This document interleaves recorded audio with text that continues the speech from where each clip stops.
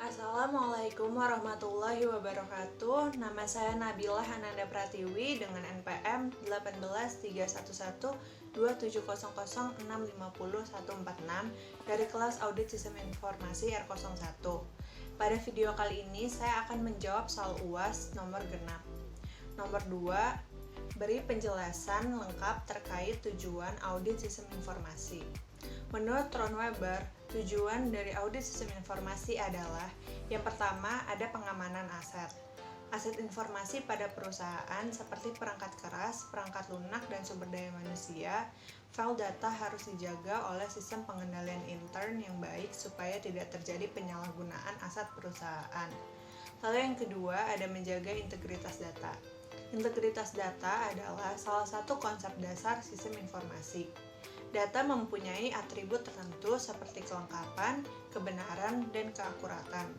Jika integritas data tidak dijaga, maka suatu perusahaan tidak akan mempunyai hasil atau laporan yang benar, bahkan perusahaan dapat mengalami kerugian. Lalu yang ketiga, ada menjaga efektivitas sistem. Sistem informasi dikatakan efektif hanya jika sistem tersebut dapat mencapai tujuannya. Biasanya, audit efektivitas sistem dilakukan setelah suatu sistem berjalan beberapa waktu. Manajemen dapat meminta auditor untuk melakukan post-audit guna menentukan sejauh mana sistem telah mencapai tujuan.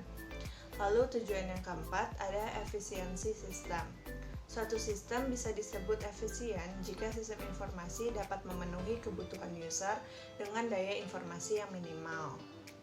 Nomor 4, jelaskan langkah-langkah mengaudit sistem operasi Windows.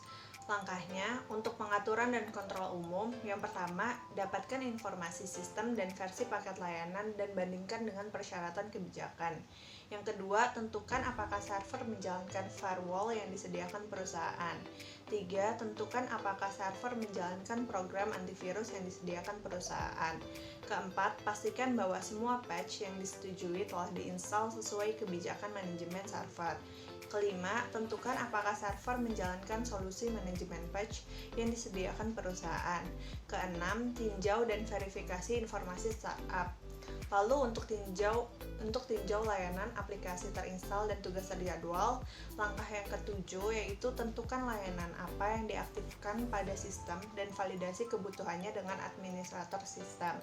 Kedelapan, pastikan bahwa hanya aplikasi yang disetujui yang diinstal pada sistem sesuai kebijakan manajemen server. 9, pastikan bahwa hanya tugas terjadwal yang disetujui untuk berjalan.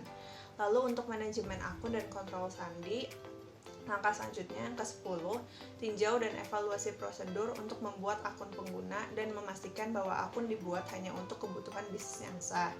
Tinjau dan evaluasi proses untuk memastikan bahwa akun dihapus atau dinonaktifkan secara tepat waktu jika terjadi pemutusan hubungan kerja atau perubahan pekerjaan. Langkah ke-11, pastikan bahwa semua pengguna dibuat di tingkat domain dan dijelaskan dengan jelas di direktori aktif. 12, tinjau dan evaluasi penggunaan kelompok dan tentukan batasan penggunaannya. 13, tinjau dan evaluasi kekuatan katasan di sistem. 14, evaluasi penggunaan kontrol password di server. Lalu untuk tinjau hak pengguna dan opsi keamanan. Langkah ke-15, tinjau dan evaluasi penggunaan hak pengguna dan opsi keamanan yang ditetapkan untuk elemen dalam pengaturan kebijakan keamanan. Untuk keamanan dan kontrol jaringan, langkah ke-16, meninjau dan mengevaluasi penggunaan dan kebutuhan akses jarak jauh termasuk koneksi RAS, FTP, Telnet, SSH, VPN, dan metode lainnya. 17, pastikan spanduk peringatan hukum ditampilkan saat menghubungkan ke sistem. 18, mencari dan mengevaluasi penggunaan share pada host. 19, pastikan server telah mengaktifkan audit sesuai kebijakan organisasi. 20, meninjau dan mengevaluasi prosedur administrator sistem untuk memantau keadaan keamanan pada sistem. Lalu untuk pemindaian kerentanan jaringan dan pencegahan intrusi, langkah selanjutnya yaitu langkah terakhir ke-21, jika mengaudit lingkungan yang lebih besar atau sebagai lawan dari satu atau dua sistem yang terisolasi, tentukan apakah ada build standar untuk sistem baru dan apakah baseline tersebut memiliki pengaturan keamanan yang memadai. Sekian jawaban UAS dari saya. Mohon maaf apabila ada kekurangan. Wassalamualaikum warahmatullahi wabarakatuh.